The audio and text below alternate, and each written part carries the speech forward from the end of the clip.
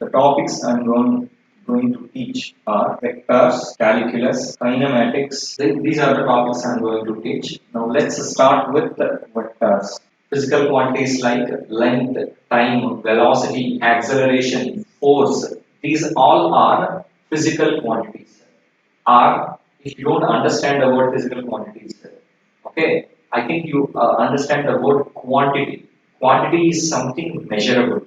Okay, okay. And what is a physical quantity? Anything we can measure. Length we can measure. Time we can measure. Velocity we can measure. On speedometers, you see the magnitude of velocity, right? And acceleration we can measure. We also have accelerometer meters. Everything, force we can measure.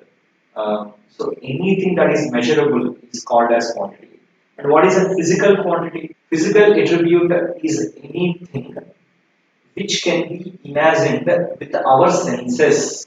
Are you understanding? With our senses, whichever we can imagine or understand. For example, with the eyes I can see. So length is something I can see with the eyes. Area is something I can see with the eyes. Okay, and volume is something I can see with eyes. See, I take a small container. It has a small volume, which I can clearly see. Okay, with the help of my sense of vision, I can understand that attribute physically. Is it clear? Physical attribute is anything which we can understand with our senses.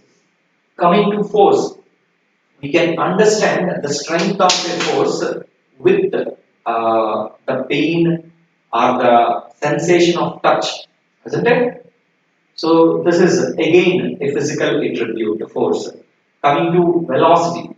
See, velocity, if you are sitting on a bike and your father is driving it or you are driving it, then if you increase the accelerator, you can see the things which are beside you are passing away very quickly because you are moving very quickly on the bike. That's why you see things going back quickly.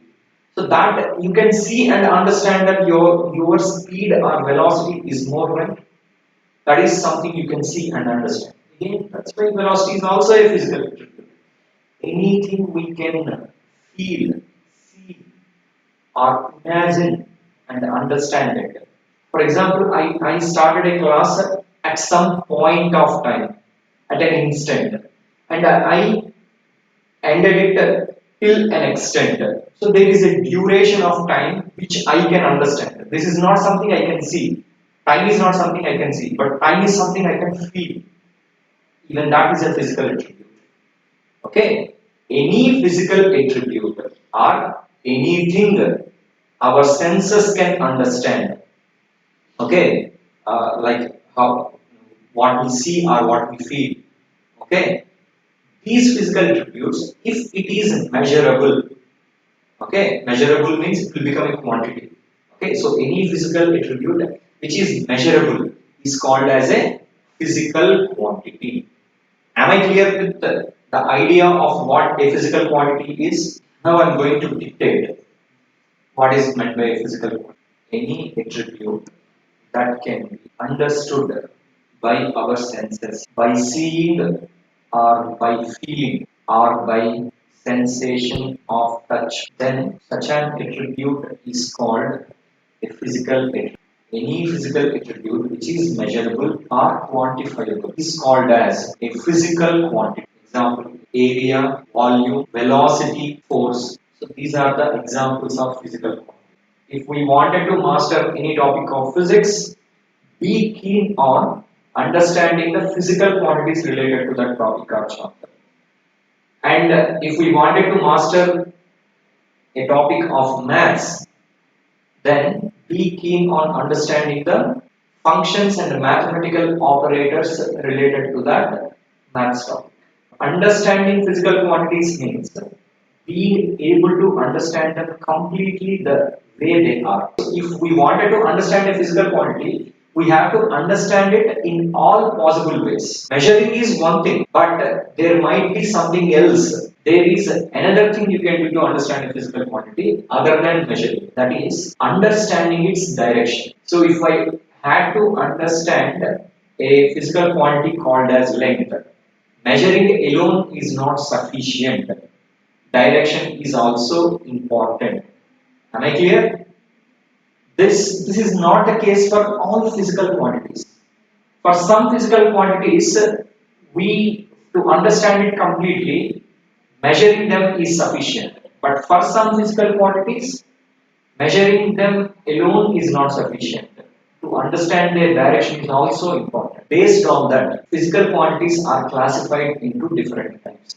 The physical quantities which have only magnitude and they don't have direction are called as scalar physical quantities. And the physical quantities which have magnitude as well as direction are called as vector physical quantities. Physical quantities are of two types, the ones which have only magnitude and the ones which have magnitude and direction. So magnitude can be expressed in terms of numbers. For example, I said 50 kilometers. So 50 is the magnitude. You are understanding the magnitude aspect of a physical quantity in terms of numericals or numbers. But how to understand the direction aspect of a physical quantity? So in our day-to-day life, we express direction in terms of right, left, up, down, east, west, north, south. These are the basic terms. When it comes to the books, when it comes to speaking about direction with someone knowledgeable, someone related to science and math, we shouldn't do that.